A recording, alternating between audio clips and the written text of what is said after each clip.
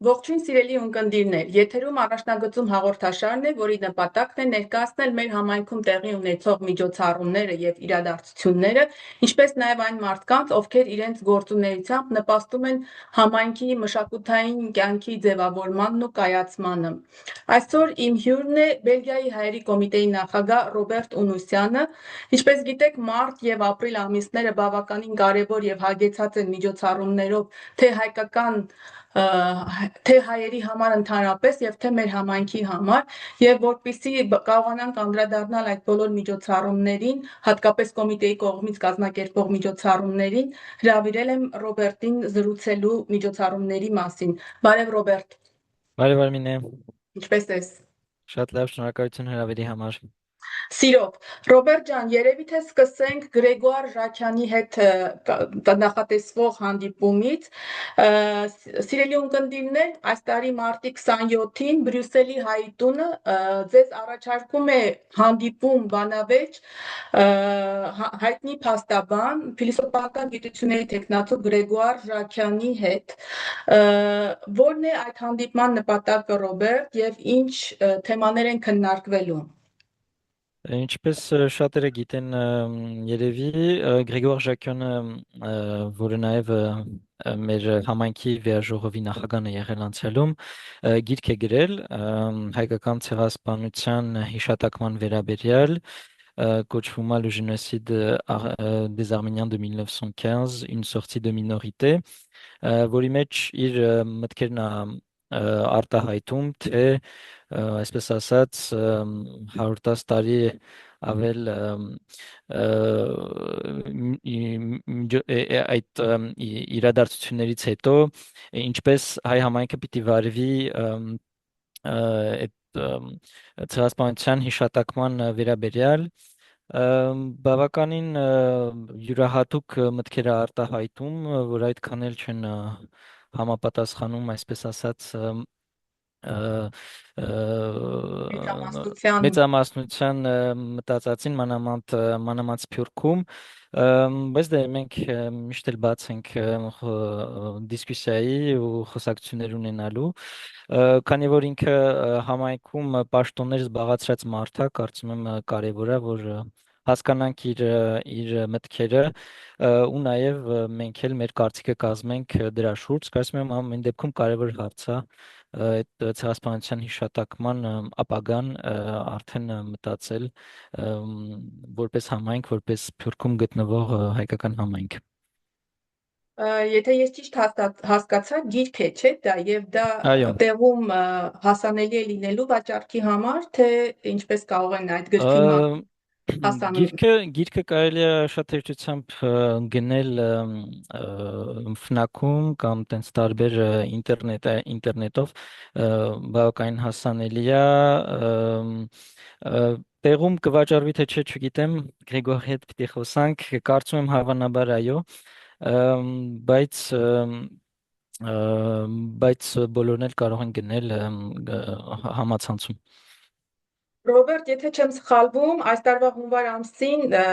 Վիլա Ամպենում, հա, Բոգոսյան Ֆաունդեյշնում նույնպես տեղի ունեցավ գրքի վերաբերյալ քննարկում, ինչ որ տարբերություն տեսնում եք այդ բանավեճի եւ այս բանավեճի մեջ։ Կարծում եմ հանդիսատեսը մի քիչ տարբեր է նաեւ։ Հանդիսատեսը տարբեր է, ճիշտ է Սարմինե, ու նաև ձևաչափը կարծում եմ մի քիչ տարբեր է, այսինքն Վիլաամպենում շատ մարդ կար, ովքեր որ ներկային նկատեցին, ու ավելի շատ Գրեգորը ներկայացնում էր իր մտքերը ու իհարկե մարդիկ կարային հարցեր տային, բայց ավելի շատ Գրեգորին լսելու համար էինք այնտեղ։ Կարծում եմ այստեղ նպատակն ավելի շատ մտքերի փոխանակում ունենալն է համել կարևոր է որ այսքան ինչպես ասեցիր նույն հանդիսատեսը չի համայնքի համար այդ հարցերը շատ ավելի կոնկրետ են, օրինակ ես իրան հարցրեցի, օքեյ, հիմա քո կարծիքով ինչպես պիտի ապրիլ 24-ը կազմակերպվի, այդպես կարծում եմ բավականին հետաքրքիր խոսակցություն ունենալու համար այս ֆորմատը ավելի համապատասխան է, այսինքն ոչ միայն Գրեգոարին մտքերը լսելու համար, այլ նաև մտքերը փոխանակելու։ Շատ լավ, իրոք կարծում եմ, որ շատ կարևոր է։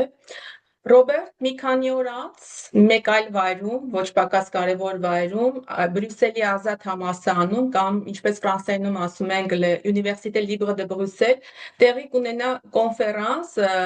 որը կոմիտեն կազմակերպում է Նաիրյան հայ ուսանողական միության հետ համատեղ։ Այս անգամ հյուրը ֆրանսահայ քաղաքագետ, արվելագետ Տիգրան Եգավյանն է եւ թեման մի քիչ ավելի գոնե ինձ համար ավելի արդիական է, այսինքն դիասպյուրք եւ մայր երկիր հարաբերությունները, գոյություն ունեցող մոդելները Սփյուռքի գոյատևման, ինչպես նաեւ ապագայի հեռանկարները։ Մի երկու բառով դրա մասին կասես։ Այո, Տիգրան Եղիազյանը կարծում եմ բավականին հայտնի դեմք է արդեն, ինքը մանավանդ Արցախյան պատերազմի ժամանակ պատերազմից հետո հաճախ թե ֆրանսիական, թե հայկական տարբեր հարթակներում փորձագիտական իր կարծիքն է հայտնում, վերլուծություններ է անում։ Ըմ, Տիգրան Եղիազյանի Պարագայով հետաքրքիրն այն է, որ ինքը ոչ միայն հայերով է հետաքրքրվում, դա հայերի մեջ ցամաք սրտին բավական հազվագյուտ երևույթ է, կես կատակ, կես լուրջ։ Այսպիսով այս թեման, որը դրեցինք, նպատակն է նա, որ համեմատենք, այսինքն այսօրվա Հայաստանի Հանրապետության ու Սփյուռքի հարաբերությունները, մոդելը ուրիշ երկրների մոդելների հետ, ինքը բավականին հետաքրքիր ուսումնասիրություններ է արել դրա վերաբերյալ, ու ինչ դասեր կարող ենք դրանից քաղել, բոմ, Սփյուռքը չի կարա թելադրի, թե երկիրը ինչպես պիտի իր նկատմամբ վարվի, բայց ըստ երկրի վարքին կարա ինքը արդեն դիրքորոշում ձևավորի, իր կառուցվածքը որոշի ու ամենակարևորը իր գործունեության նպատակները որոշի։ Այսպեսով կարծում եմ բավական հետաքրքիր քննարկում կլինի, հետաքրքիր կլինի ոչ միայն հայերի համար, այլ բոլոր սփյուռքերի համար, այսպես ասած, այնպես որ ֆրանսերենով կլինի, բայց իհարկե թե հետաքրքրված ուրիշ համայնքներից ծանոթներ ընկերներ ունեք, բոլորդ կարող եք սիրով ներկա լինեք։ Ինքն էլ գիրք է գրել, վաճառքի կդրվի այդ առիթով։ Միայն Տիգրանն է կոնֆերանսի խոսողը Այո, լինելու, թե ուրիշ համայնքներից եւս։ ոչ, մենակ Տիգրան Եղիազյանն է։ Շատ լավ։ Ես համամիտ եմ քո հետ, երբ որ ասում ես Սփյուռքը չի կարող խառնվել երկրի ներքին գործերին, բայց նաև կարևոր է նշել եւ ընդունել այն փաստը, որ Սփյուռքը կարևոր ուժ է եւ ուժեղ սյուն է, որը կարող է ճիշտ օգտագործելու դեպքում շատ մեծ հենակ եւ շատ մեծ օգնություն լինել մայր երկրին։ Ես չասեցի, որ չի կարող խառնվի, դա հետաքրքիր հարց է, որ կքննարկենք այդ միջոցառման ժամանակ, բայց ասացի, որ ասկին երկիրն է որոշում, թե ինչպես է վարվում Սփյուռքի հետ, բոն Սփյուռքը պետք է դրա հետ համակերպվի, այսպես ասած, բայց Սփյուռքը կարա լավ է, թե լավ չի, ինչքանով խառնվի երկրի հարցերի հետ, դա բավական հետաքրքիր թեմա է, որ առիթ կունենանք դրա մասին խոսել։ Հետաքրքիր եւ երկար թեմա, որը հաստատ այս հաղորդման շրջանակներում չի մտնում։ Այո։ Ռոբերտ, ապրիլի 11-ին կոմիտեն հրավիրում է Բելգիայի հայկական համայնքի պատմությանը նվիրված ցուցահանդեսի բացմանը։ Այս ցուցահանդեսի մասին երկար ժամանակ է խոսվում, քննարկվում, բավականին երկար ժամանակ է արդեն։ Ինչն է պատճառը այսքան սպասման եւ ինչ է առաջարկում ցուցահանդեսը։ Ինչպես նշեցի, ցուցահանդեսը ներկայացնում է Բելգիայի հայ համայնքի պատմությունը։ Բելգիայի հայ համայնքի պատմությունը բավականին բազմաշերտ է, այսպես ասած, այսինքն ոչ ամեն ինչի մասին է ցուցահանդեսը խոսում, ոչ ամեն ինչն է ներկայացնում, բայց ինչ որ մի տեսակետ, բայց ամեն դեպքում փորձում ենք ինչքան հնարավոր է մանրամասն, ինչքան որ դա այդ ֆորմատով թույլատրվում ներկայացնել։ Ճիշտ է, արդեն երկար ժամանակ է, որ դրա մասին խոսում ենք։ Ճիշտն ասած, ցուցահանդեսը արդեն երևի գրեթե 1 տարուց ավել է պատրաստ է։ Ուղղակի հետաձգվեց, որտեվ ցանկանում էինք ինչ որ մի նշանավոր տեղ անել համագործակցելով բելգիական պետական մի կառույցի հետ։ Ցավոք սրտի շատ ձգձգվեց այդ ամեն ինչը, վերջը որոշեցինք ամեն դեպքում անել, շատ էլ որ Բելգիան բարդ երկիր է, չէի կարծում, որ այդքան դժվար կլինի, բայց դե ուզում եմ նշեմ, ճիշտ է, որ ապրիլի 11-ին Հայտանը տեղի կունենա ցուցահանդեսի բացումը, Բրյուսելի Հայտանը, բայց շուտով դա էլ կտարածենք մարտի 20-ին արդեն նաև ցուցահանդեսը կլինի Լիեժում։ Լիեժում Bibliothèque du Séminaire կոչվում է այդպես կաթոլիկ եկեղեցու հաստատությունը այնտեղ այդտեղ նույնպես բոլորդ սիրով հրավիրված եք մարտի 20-ին ժամը 6-ին ցուցահանդեսը տեղ 2 շաբաթ մոտավորապես կլինի, շատ գեղեցիկ տեղ է, բացումը կարվի, ինչպես ասացի, մարտի 20-ին ժամը 6-ին, սիրով բոլորդ նույնպես այդտեղ հրավիրված եք։ Շնորհակալություն Ռոբերտ, դու մի քիչ պատասխանեցիր իմ արդեն երկրորդ հարցին ցուցահանդեսի հետ կապված, այսինքն ես ուզում եի հարցնել, բացի Հայտնից նախատեսվում է արդյոք ցուցահանդեսը այլ վայրերում եւս ներկայացնել, մասնավորապես հայաշատ բելգիական մյուս քաղաքներում։ Այո, ինչպես ասեցի, սկսենք Լիեժով, հետո Բրյուսել, հետո տեսնենք, այո, նպատակը դա է, երբ արդեն ծրագրերը կոնկրետանան, անպայման տեղի կպահենք։ Շատ լավ։ Իհարկե շատ կարևոր է եւ շատ լավ է, որ համայնքը տեղյակ լինի մեր համայնքի պատմությունից եւ մեր ձեռքբերումներից, բայց նաեւ ուշ կարևոր է, որ Բելգիայի ոչ հայկական հասարակությունը եւս տեղյակ լինի հայ համայնքի պատմությանը եւ հատկապես հայ համայնքի ներդրմանը այս երկրի կայացման եւ զարգացման հարցում եւ այդ ուղղությամբ ինչ պլաններ կան։ Դե Լիեժի այդ միջոցառումը, այսինքն հայկական միջավայրում չի, ոնց որ ասեցի, բան Bibliothèque du Séminaire-ում է, այսինքն այդ կաթոլիկ հաստատության մեջ, այնտեղ շատ ոչ հայեր ցուցահանդեսը կտեսնեն, բոն Բրյուսելի Հայտանը մեծամասամբ հայերի համար է։ Դրանից հետո դե մեր տարբեր գործընկերների հետ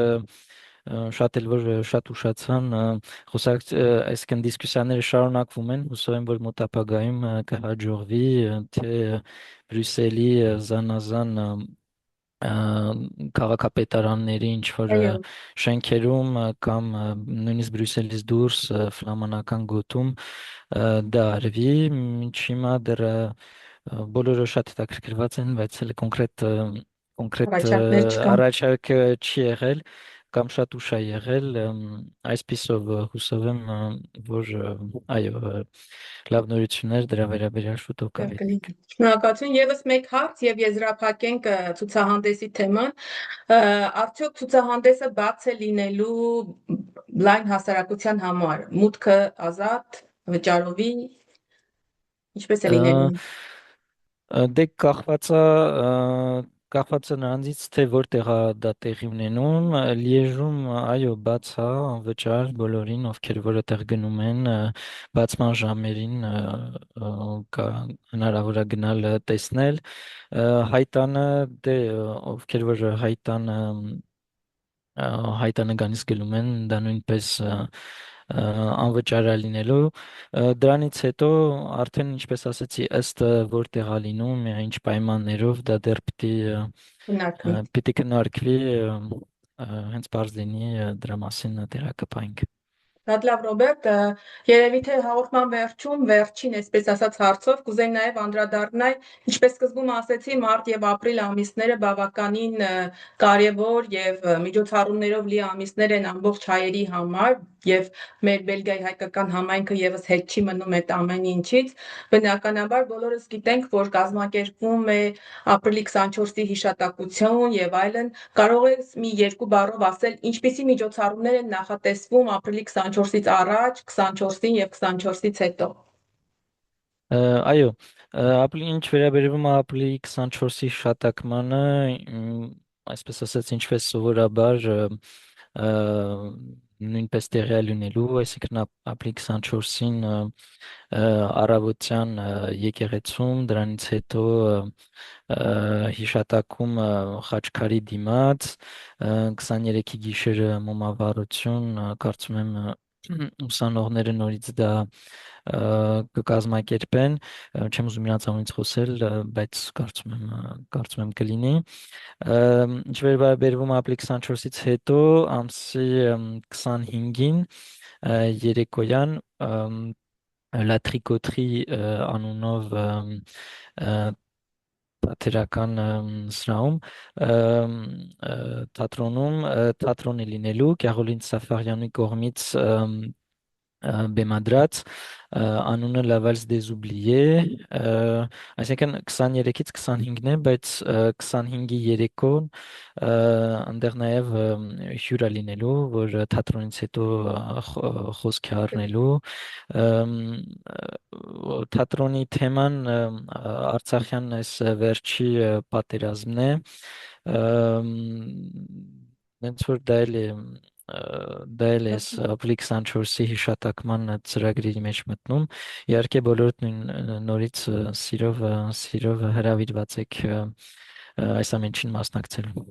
Իհարկե, բնականաբար Կարոլինի թատերական ներկայացմանը ես դեռ առանձին կանդրադառնամ, բայց կարծում եմ, որ դա իսկապես հետևում է այդ ապրիլ 24-յան միջոցառումների շարքին։ Ռոբերտ, շատ շնորհակալություն հարցազրույցի համար, բավականին շատ ինֆորմացիա մեզ տրամադրեցիր եւ սիրելի ունկնդիրներ, ինչպես հասկանում եք, բավականին շատ միջոցառումներ կան, որոնք շատ կարեւոր են եւ ձեր մասնակցությունը եւս շատ կարեւոր է այդ միջոցառումներին։ Բոլորիդ խնդրում եմ հետևել կոմիտեի էջին, Բելգահայ ռադիոյի էջին եւս կտեսնեք բոլոր մանրամասները միջոցառումների վերաբերյալ եւ փորձեք հնարավորինս ներկա լինել այդ միջոցառումներին։ Շնորհակալություն Ռոբերտ, հաջողություններ եւ կհանդիպենք միջոցառումներին։ Ցտեսություն։ Շնորհակալություն Արմինե։ Ցտեսություն։ Սիրելի Տեսություն։ ունկնդիրներ, ես ձեզ ասում եմ հաջողություն, իսկ դուք մնացեք Բելգահայի եթերում եւ այլեք հայկական խոսքն ու հայկական երաժշտությունը հենց Բելգիայում։ Կհանդիպենք առաջնագծում հաղորդաշարի հաջորդ եթերներում։ Ցտեսություն։